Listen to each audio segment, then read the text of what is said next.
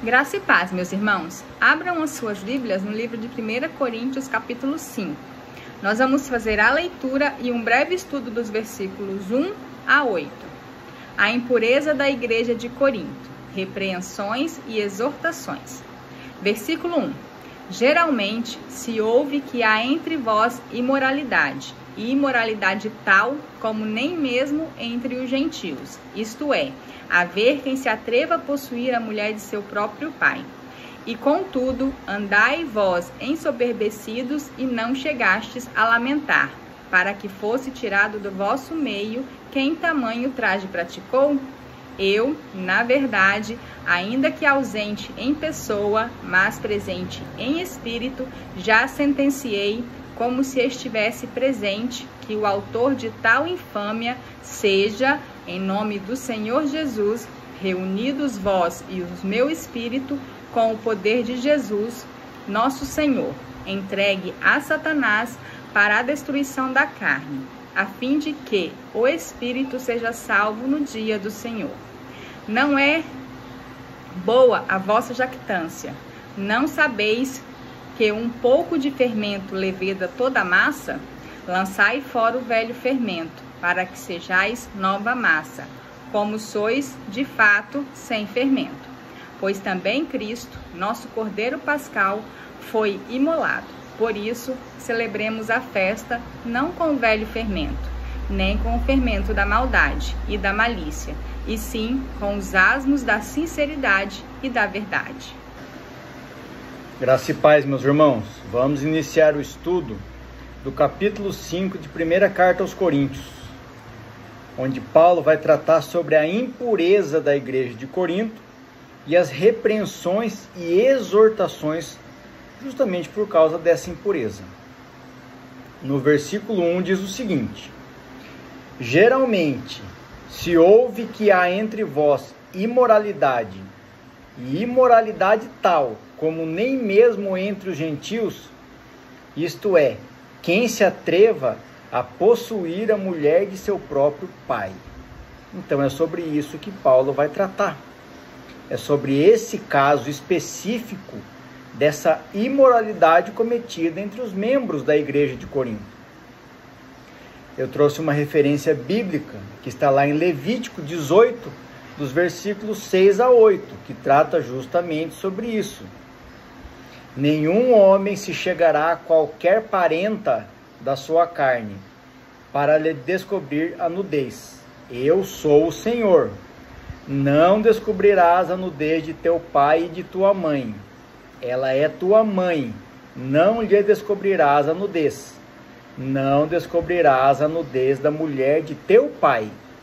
É nudez de teu pai. Isso é o que diz a palavra de Deus, lá em Levítico. Versículo 2. E contudo, andais vós ensoberbecidos, arrogantes, orgulhosos, e não chegastes a lamentar, para que fosse tirado do vosso meio quem tamanho ultraje praticou. Ou seja, Paulo está dizendo, viu? Vocês são tão arrogantes, tão orgulhosos, que vocês não ficaram escandalizados, frustrados, decepcionados com o que aconteceu, para que fosse tirado do vosso meio. Ou seja, as pessoas não se levantaram contra isso. Eu vou trazer uma referência aqui, que está lá no Evangelho de Mateus, capítulo 18, dos versículos 15 a 17. Aqui, próprio Jesus falando, tá? Se teu irmão pecar contra ti, vai arguí-lo entre ti e ele só. Se ele te ouvir, ganhaste a teu irmão.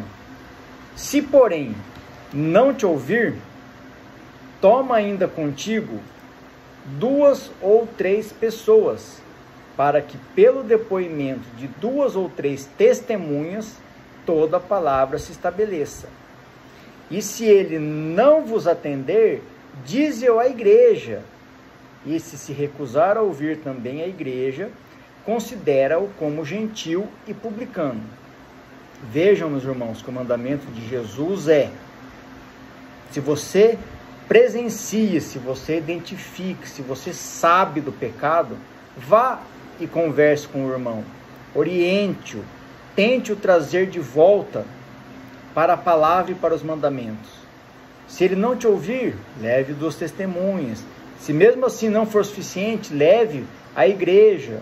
Mas caso de forma nenhuma esse irmão se arrependa, se converta, considera-o como gentil, como publicano, como Paulo disse ali, para que fosse tirado do vosso meio. No versículo 3. Eu, na verdade, ainda que ausente em pessoa, mas presente em espírito, já sentenciei como se estivesse presente, que o autor de tal infâmia seja. Vou trazer uma referência aqui mais uma vez no Evangelho de Mateus. Então observem, Paulo está escrevendo uma carta, ele ficou sabendo, através do testemunho de outros irmãos, que em Corinto estava acontecendo essa situação. E ele escreveu a carta aos irmãos, e ele está dizendo aqui que ele já sentenciou o autor. Estou trazendo aqui agora uma referência bíblica para que a gente faça o entendimento e a verdadeira reflexão sobre o sentido dessa palavra. Está lá em Mateus 7, 1 e 2. Não julgueis para que não sejais julgados, pois com o critério com que julgardes, sereis julgados, e com a medida que tiverdes medido, vos medirão também. Opa, mas aqui Jesus está falando que a gente não deve julgar. Mas agora mesmo ele falou que a gente devia ir lá confrontar o irmão, tentar trazer ele de volta, e caso ele não aceitasse, deveria ser tirado do vosso meio. Mas isso é uma contradição, então? Não, não é uma contradição, meus irmãos. Eu vou explicar aqui o contexto. Paulo, aqui eu trouxe a referência de Mateus, tá? Que foi o que Jesus falou em outro contexto, só para a gente exemplificar. Agora vamos continuar a trajetória de Paulo, nesse contexto da primeira carta aos Coríntios, capítulo 5. Paulo tem autoridade para julgar e sentenciar uma pessoa? E a resposta é não. Então, como ele diz que sentenciou nesse versículo? Paulo julgou e sentenciou a atitude desse irmão, o comportamento, e não o próprio irmão. Devemos prestar muita atenção no contexto e no sentido da mensagem. Inclusive, vou deixar aqui um spoiler para vocês, que lá na segunda carta aos Coríntios, na sequência do estudo, nós vamos chegar lá, essa história tem o seu desfecho final. Então aguardem as cenas dos próximos capítulos. No versículo 4, então Paulo veio ali dizendo que o autor de tal infâmia seja em nome do Senhor Jesus, não é em nome de Paulo, reunidos vós e o meu espírito, ou seja, pelo entendimento da igreja de Jesus Cristo, com o poder de Jesus, nosso Senhor.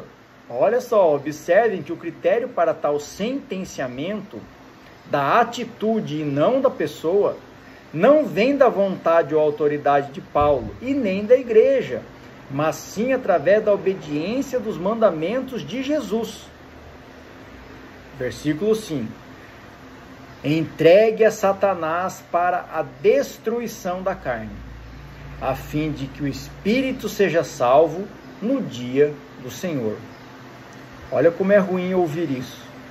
A passagem refere-se à excomunhão da congregação, ou seja, a remoção do indivíduo, para que a sua má influência seja eliminada e a santidade da comunidade seja preservada, enquanto a expulsão é vista como uma medida disciplinar para que o indivíduo se arrependa. Então observem, o objetivo da excomunhão, da expulsão, do afastamento, não é a igreja demonstrar a sua autoridade. Não, é justamente proporcionar o arrependimento ao irmão, para que ele possa voltar a comunhão. No versículo 6, Paulo continua: não é boa a vossa jactância, não é boa a sua arrogância, a arrogância de vocês, o orgulho. Não sabeis que um pouco de fermento leveda a massa toda? Quando ele fala aqui que não é boa a sua jactância, a vossa jactância, que é de todos da igreja, o que significa? Vocês não vão cumprir o mandamento de Jesus? Vocês vão viver pela própria autoridade de vocês? É isso que ele está querendo dizer. Uma referência aqui em Gálatas 5:9, onde Paulo também usou a mesma referência, porém em um outro contexto, outro povo e outra época.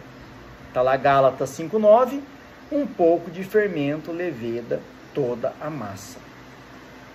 Paulo, meus irmãos, está usando um ditado popular daquela época, para que haja o entendimento da mensagem. Lembre que o objetivo da mensagem é edificar vidas. É como se disséssemos hoje em dia: uma maçã podre apodrece toda a cesta. Uma maçã podre estraga toda a cesta. Trata-se da má influência de uma pessoa, que pode desviar outras do caminho. Quem é o caminho? Jesus. Eu sou o caminho e a verdade e a vida. Lembrando que estamos tratando de um caso específico aqui nesse contexto. Não podemos generalizar, para que não haja enganos ou exageros. No versículo 7, lançai fora o velho fermento, para que sejais nova massa, como sois de fato sem fermento. Uma referência bíblica aqui para reflexão está lá em Efésios capítulo 4, versículos 22 a 24, que diz assim, quanto à antiga maneira de viver, olha o fermento, dispam-se do velho homem, que se corrompe por desejos enganosos, para serem renovados no modo de pensar e se vestirem do novo homem, criado para ser semelhante a Deus, em justiça e santidade, provenientes da verdade. Quem que é a verdade? Eu sou o caminho e a verdade e a vida. Continuando o versículo 7, pois também Cristo, nosso Cordeiro Pascal, foi imolado. Na teologia cristã, Cordeiro imolado refere-se a Jesus, que se sacrificou para a expiação dos pecados. Veja que nós estamos tratando aqui sobre o pecado, sobre a libertação do pecado. E agora aqui, nesse contexto, sobre a expiação dos pecados. Versículo 8. Por isso, celebramos a festa, não com o velho fermento. Aqui Paulo está fazendo a referência à Páscoa. Nem com o fermento da maldade e da malícia, e sim com os asmos, que são os pães sem fermento, da sinceridade e da verdade. Na Bíblia, fermento tem um significado duplo, depende muito do contexto, por isso temos que estar atentos. Pode representar o pecado, a corrupção e a maldade, ou a transformação e o crescimento do reino de Deus. Vou dar um exemplo no sentido de pecado e corrupção no Novo Testamento.